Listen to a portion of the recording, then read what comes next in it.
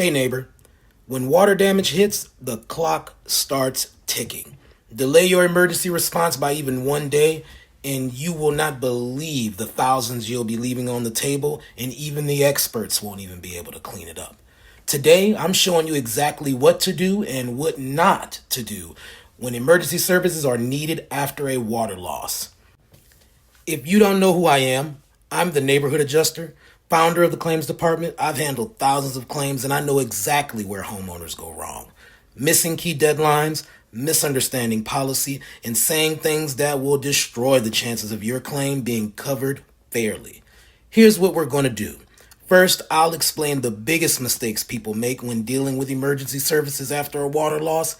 Then, I'll give you the exact strategies to make sure you don't leave a single dollar on the table. So let's get into it. Why emergency services after a water loss are critical and important. Water spreads fast, and the wrong first move can cost you tens of thousands in denied claims or unnecessary out-of-pocket expenses. If you don't act fast, you can create secondary damages that may not be covered. Mold can grow within 24 to 48 hours of water exposure. Structural damage after prolonged moisture weakens building materials, and HVAC systems can become contaminated from water being introduced. So proper mitigation, including rapid water extraction and thorough drying, is crucial to preventing these secondary damages. The do's and the don'ts of emergency services. First, you must call a IICRC certified restoration company immediately. Now here's an adjuster's tip. Typically, you can request your insurance company to have a preferred vendor come out to the home to mitigate the water damages, so you won't be on the hook for that water mitigation invoice. So let's get into the first don't. Never assume your insurance company will cover the full cleanup. Insurance companies, they refer to it as reasonable and necessary, but guess who defines that? They do.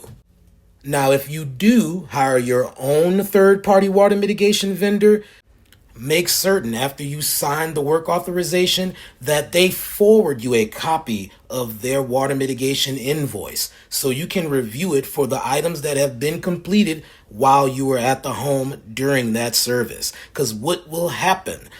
Your insurance company will say some of those services were not necessary. So here's the adjuster tip I'll give you. If you have the insurance company send out a water mitigation company, then the insurance company will have to review that invoice for coverage, and they will be the ones negotiating with the water mitigation vendor on all of the items included in that invoice. So let's get into the second do.